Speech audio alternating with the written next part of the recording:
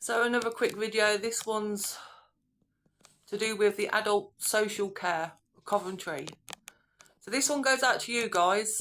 You are taxpayers, I'm assuming, taking money for a job that you're supposed to be doing. My neighbour over the road, a family are concerned about her, and I was concerned about her. I phoned up adult health care, emergency services. The guy says, yeah, we'll get the team to call you back. Team didn't call me back. Called again after the weekend. I says, my neighbour, I'm worried about her. She's deteriorated. I think she needs social services or someone to look in. She needs like some kind of support, like from somebody that has authority to do that. I don't have the authority. I was doing it myself. So these are the people that say, you know, they've got the power. They're running the things. So either one, whoever's running telecommunications, you've either put me through to people that aren't adult social care and a bunch of fucking muppets that basically didn't act, had no concern over her welfare whatsoever, and wasn't listening to what I was saying, or they weren't hearing what I was saying. Or two, these really are the people that, you know, are being paid for adult social care. The ones that, you know, when you say, look, I'm worried about an adult, who do I contact? This is what the internet is telling you to contact these people. Don't bother, don't waste your...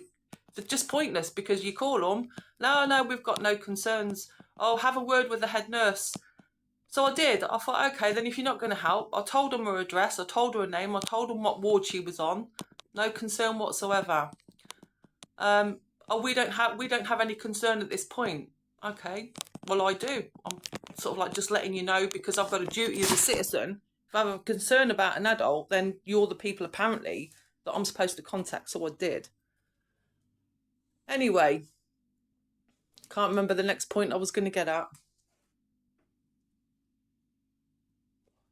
Called the head nurse, spoke to the hospital, got put through to University Hospital, Coventry and Warwick, Ward 43.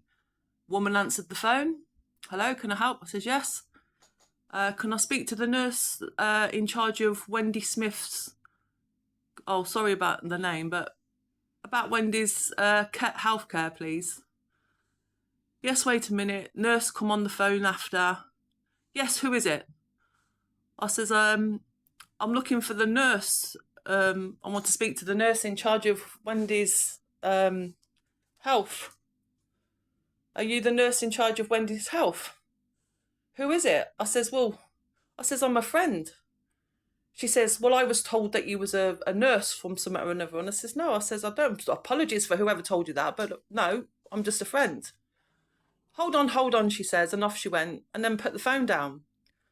So I tried calling for half an hour continuously. You can, whether there's a record of it on the University Hospital's reception or not, I don't know, but tried, call, they wouldn't answer. What I did get out of the nurse actually, oh, she's not here anymore. Not why she's not there anymore, but she's not there. So I'm assuming she's gone to the next place because her boyfriend kept saying to her, oh, you're going to the next place, you're going to the next place, which I also had concerns over because every time he said you're going to the next place, she looked terrified. Anyway, so I've called up the place where I was assuming was the next place, which was the Leamington Rehabilitation for Strokes, because they said to her she had to have this operation because it could burst at any time. She had an aneurysm in her brain, and apparently it was really bad, and she had to cancel a holiday, lost a whole shitload of money, and to have this operation done because they put the fear of God of her. If she didn't have it done, then she could just go at any time.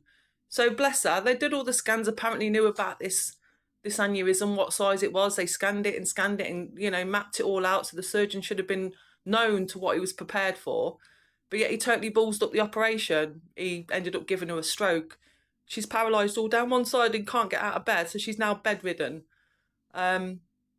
Anyway, back to where I was coming from. Apparently the next place that she was terrified for, I asked her when she was on that home visit, she was allowed home for an hour and a half, and I says to her, what do you want to do? She says she wanted to come home. I made that clear to social services when I phoned them that they're not listening to her care. She has a right. She's compos mentis. She knows what she wants. She says she wants to come home. Obviously, she can't come home straight away because there's no facilities there, but surely they should be getting the facilities ready for her. Anyway, besides the point, I feared for her. I told them, they didn't act on it. So this is what social service said to me. phone up the nurse in charge of her care. So I tried to phone up this apparent next place, which was this Leamington Rehabilitation Centre, and no answer. They just don't answer the phone. So I don't think an organisation just wouldn't answer the phone. So which leads me to, like, whoever's holding the airways and whoever's on the telephone switch, either put our phone calls through, because, you know, lives are being lost here. People are getting stressed. And it's just uncalled for, you know. It's like, if it's a game to you and you're getting jollies off it, or you know, you're masturbating over it, then you are sick. Yeah, that's what you are. You're sick.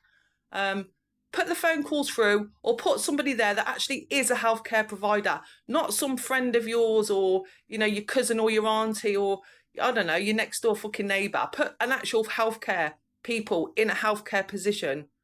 Anyway, that's what I wanted to add to the bit that I said earlier. Bye.